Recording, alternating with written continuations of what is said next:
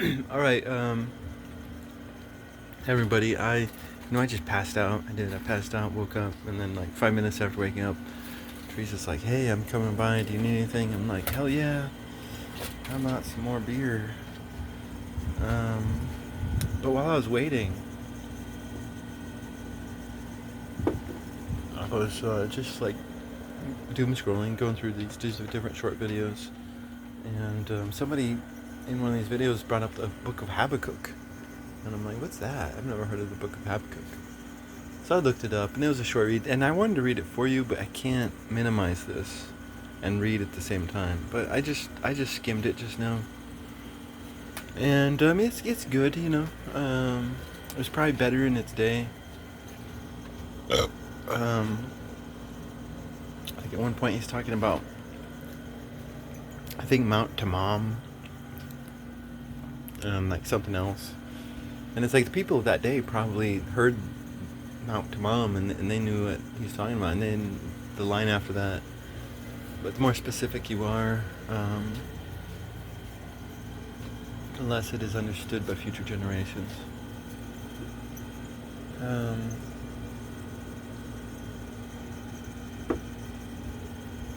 but it was good, you know. It was good. Like this Jew, like not all Jews like know what they're talking about. Like oh my God. But the Jews of the scriptures, they do know what they're talking about. And it was good. It was good, you know, because he starts out with he's during the prophet eras, and the prophets have their own little prophety style, and it's good. It starts out with him like in a Book of Job type stance, like, why do you let injustice happen, God? Why do the just people get tyrannized by the unjust? Why do you let this happen, God? Why? You know. But then it gets weird. Then it gets weird because it's like, not only is he gonna let injustice happen, he's going to administer justice through the unjust. Right? He's gonna administer justice through the injustice of the Babylonian people. Right? So it's like, damn, like this is starting to get strange.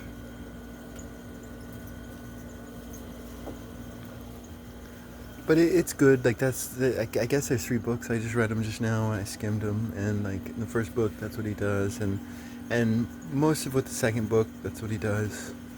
But then it's like, hey, this guy's a Jew. This guy's a Jew, and he's telling you his secrets.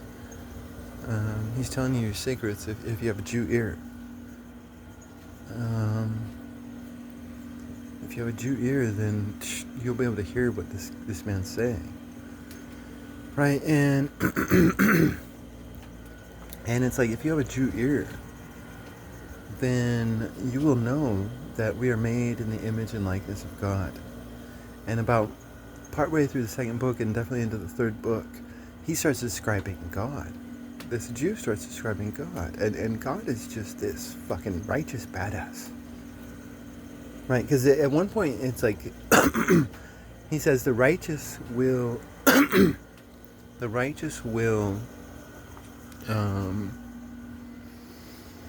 preserve themselves through their faithfulness, right?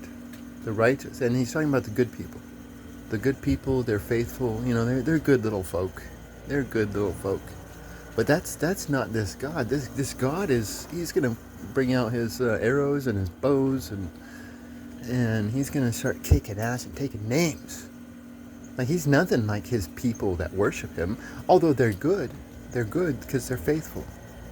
Right? Because in this book, like, what's the difference between the wicked and the faithful? Right? One of the differences between the wicked and the faithful is that the good people are able to create their own lives, while the wicked people have to steal their lives from another. Right? I mean, if you look at the way this guy's speaking, it's brilliant. Right? Because he's saying that they've already lost. Because these people cannot prosper without violence. And how pathetic is that? How pathetic is that? Right? Because this is the God that will never die. And the glory of your work will never die. God is a maker. He's a creator. We are supposed to be makers and creators. And that is the difference between the wicked and the not wicked. Right? And but they lack righteousness. Right? They have faithfulness, but they lack righteousness. Because when he starts describing God, it's like God is pure. And at one point he says that. And this purity will never, ever, ever put up with impurity and injustice. If this God were present upon our earth, then he wouldn't put up with it. He wouldn't put up with that shit. Like, this is a God who has jurisdiction. And that's why the laws... Because he talks about the laws have been made sterile or something. Or the laws have no power because people are so wicked. And it's like, no. That's not how it is with this God. This, like, when he starts describing God, he is describing how a man should be. When he starts describing, hey, you don't fucking look this motherfucker in the eyes. You know, you want to do injustice against this motherfucker? You better not, because he'll kick your ass.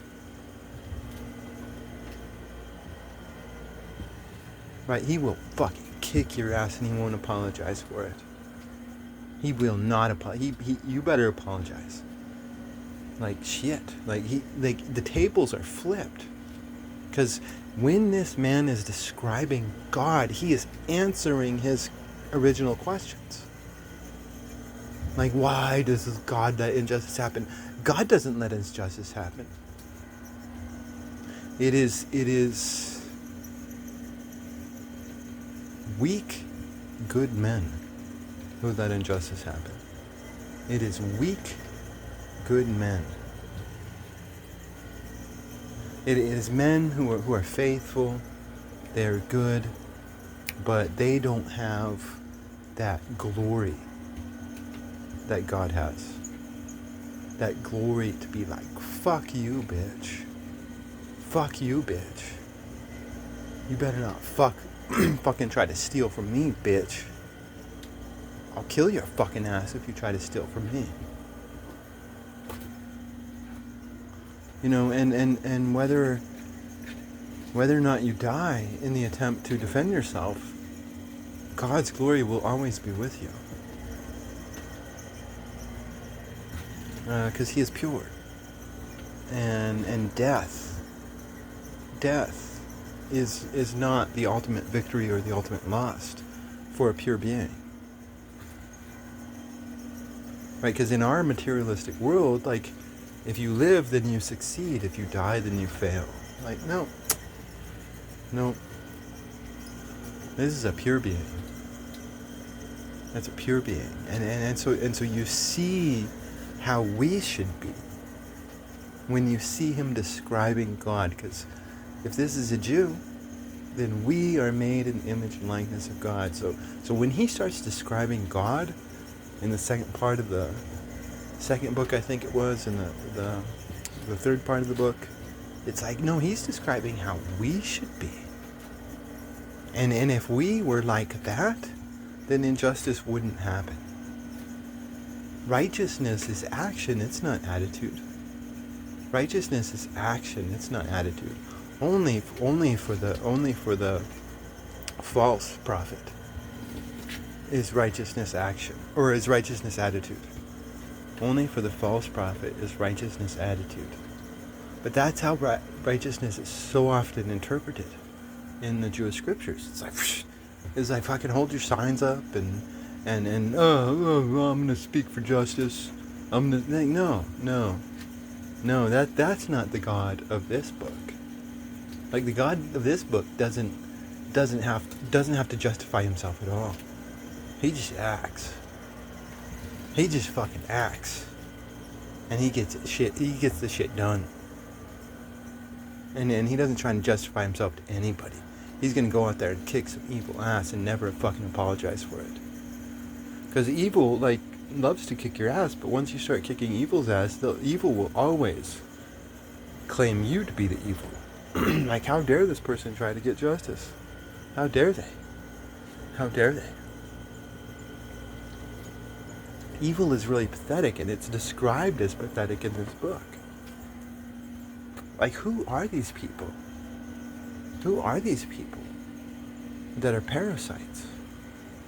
Because that's how the wicked are described. The wicked are described as fucking parasites.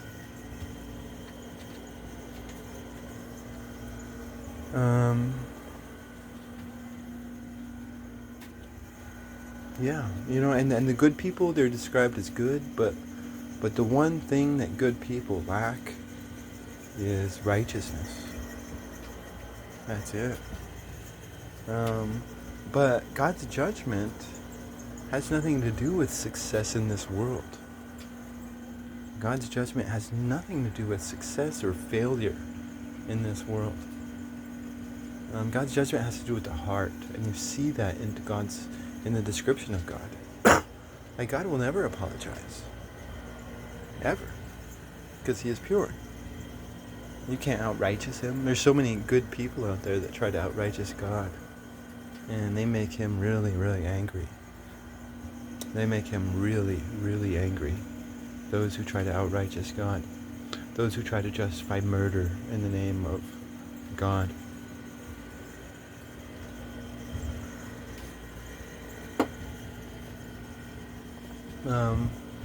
But yeah, so I'm just doing this book on Habakuk. It was a cute little read, I'm guessing this book was much better in its day.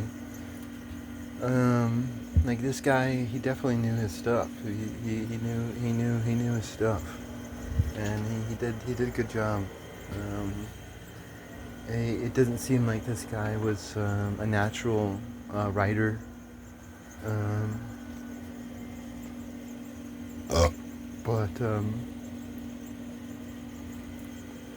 But whether it was a natural writer or not, he fucking knew his stuff. And from some of the tells within the text, it does seem like he would have been a better writer in his day. Like, he would have been a much, much better writer in his day. And that a lot has been lost in translation. But no, it was a good little read, and I always love to read myself a Jew from the Jewish scriptures, and I never even heard about the book of Habakuk, so I just read it, and it's an interesting little read, and I wish I could read it to you right now, but I can't on my phone right now. So yeah, that's it, Book of Habakuk.